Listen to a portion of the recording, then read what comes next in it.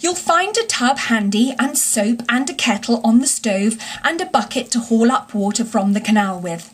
Then I shall know you're enjoying yourself instead of sitting here idle, looking at the scenery and yawning your head off."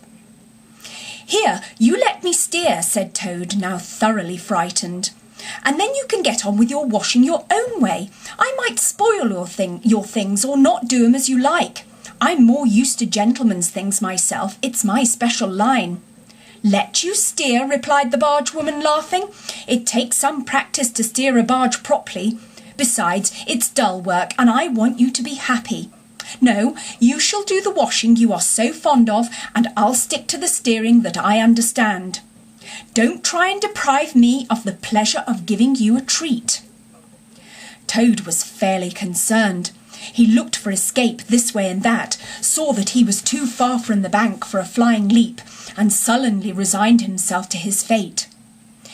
"If it comes to that," he thought in desperation, "I suppose any fool can wash." He fetched tub, soap and other necessaries from the cabin, selected a few garments at random, tried to recollect what he had seen in casual glances through laundry windows, and set to.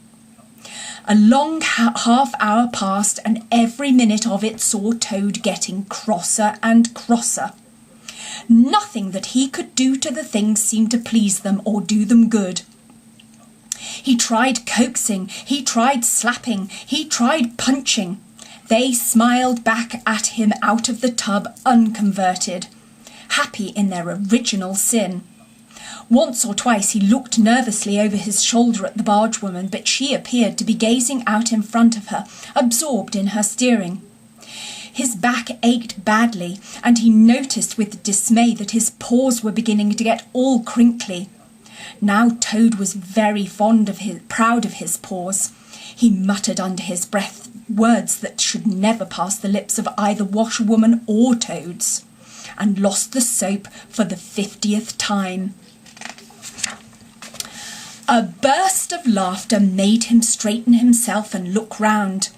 The barge woman was leaning back and laughing unrestrainedly till the tears ran down her cheeks.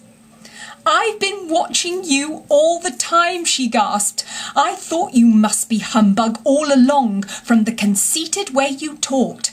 Pretty washerwoman you are, never washed so much as a dishclout in your life, I'll lay." Toad's temper, which had been simmering viciously for some time, now fairly boiled over, and he lost all control of himself. "You common, low, fat barge woman," he shouted. "Don't you dare talk to your betters like that. Washerwoman indeed. I would have you know that I am a Toad, a very well-known, respected, distinguished Toad. I may be under a bit of a cloud at present, but I will not be laughed at by a barge woman." The woman moved nearer to him and peered under his bonnet keenly and closely. "Why, so you are," she cried. "Well, I never! A horrid, nasty, crawly Toad, and in my nice clean barge too. Now that is a thing I will not have." She relinquished the tiller for a moment. One big mottled arm shot out and caught Toad by a foreleg, while the other gripped him fast by a hind leg. Then the world turned suddenly upside down. The barge seemed to flit lightly across the sky. The wind whistled in his ears, and Toad found himself flying through the air, revolving rapidly as he went. The water, when he eventually reached it with a loud splash, proved quite cold enough for his taste, though its chill was not sufficient to quell his proud spirit or slake the heat of his furious temper. He rose to the surface spluttering, and when he had wiped the duckweed out of his eyes, the first thing he saw was the fat barge woman looking back at him over the stern of the retreating barge and laughing. And he vowed, as he coughed and choked, to be even with her. He struck out for the shore, but the cotton gown greatly impeded his efforts, and when at length he touched land, he found it hard to climb up the steep bank unassisted. He had to take a minute or two's rest to recover his breath, Then gathering his wet skirts well over his arms, he started to run after the barge as fast as his legs would carry him, wild with indignation, thirsting for revenge. The barge woman was still laughing when he drew up level with her. "Put yourself through your mangle, washerwoman," she called out, "and iron your face and crimp it, and you'll pass for quite a decent-looking toad." Toad never paused to reply. Solid revenge was what he wanted, not cheap, windy verbal triumphs, though he had a thing or two in his mind that he would have liked to say. He saw what he wanted ahead of him. Running swiftly on, he overtook the horse, unfastened the tow rope and cast off, jumped lightly onto the horse's back and urged it to a gallop by kicking it vigorously in its sides. He steered for the open country, abandoning the towpath and swinging his steed down a rutty lane. Once he looked back and saw that the barge had run aground on the other side of the canal, and the barge woman was gesticulating wildly and shouting, "Stop! Stop! Stop!" "I've heard that song before," said Toad, laughing, as he continued to spur his steed onward in its wild career. The barge horse was not capable of any very sustained effort, and its gallop soon subsided into a trot, and its trot into an easy walk. But Toad was quite contented with this, knowing that he, at any rate, was moving, and the barge was not. He had quite recovered his temper now that he had done something he thought really clever, and he was satisfied to jog along quietly in the sun, steering his horse along byways and bridle paths, and trying to forget how very long it was since he had had a square meal, till the canal had been left very far behind him. He had travelled some miles, his horse and he was feeling very drowsy in the hot sunshine, when the horse stopped, lowered his head and began to nibble the grass.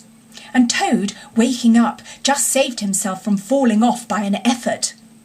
He looked about him and found he was on a wide common, dotted with patches of gorse and bramble, and as far as he could see. Near him stood a dingy gypsy caravan, and beside it a man was sitting on a bucket turned upside down, very busy smoking and staring into the wide world. A fire of sticks was burning nearby, and over the fire hung an iron pot, and out of that pot came forth bubblings and gurglings, and a vague, suggestive steaminess. Also smells, warm, rich and varied smells that twined and twisted and wreathed themselves at last into one complete, voluptuous, perfect smell that seemed like the very soul of nature taking form and appearing to her children, a true goddess, a mother of solace and comfort. Toad now knew well that he had not been really hungry before. What he had felt earlier in the day had been a mere trifling qualm. This was the real thing at last, and no mistake, and it would have to be dealt with speedily too, or there would be trouble for somebody or something. He looked the gypsy over carefully, wondering vaguely whether it would be easier to fight him or cajole him. So there he sat and sniffed and looked at the gypsy, and the gypsy sat and smoked and looked at him.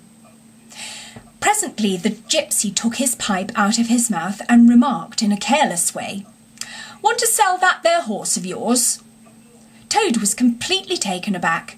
He did not know that gypsies were very fond of horse stealing and never missed an opportunity, and he had not reflected that caravans were always on the move and took a deal of drawing. It had not occurred to him to turn the horse into cash, but the gypsy's suggestion seemed to smooth the way towards the two things he wanted so badly: ready money and a solid breakfast. "What," he said, "me sell this beautiful young horse of mine? Oh no, it's out of the question.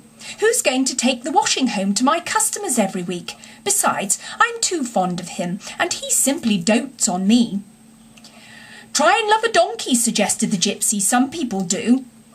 "You don't seem to see," continued Toad, "that this fine horse of mine is a cut above you altogether. He's a blood horse, he is, partly. Not the part you see, of course, another part. And he's been a prize hackney too in his time. That was the time before you knew him, but you can still tell it on him at a glance, if you understand anything about horses. No, it's not to be thought of for a moment. All the same, how much might you be disposed to offer me for this beautiful young horse of mine?"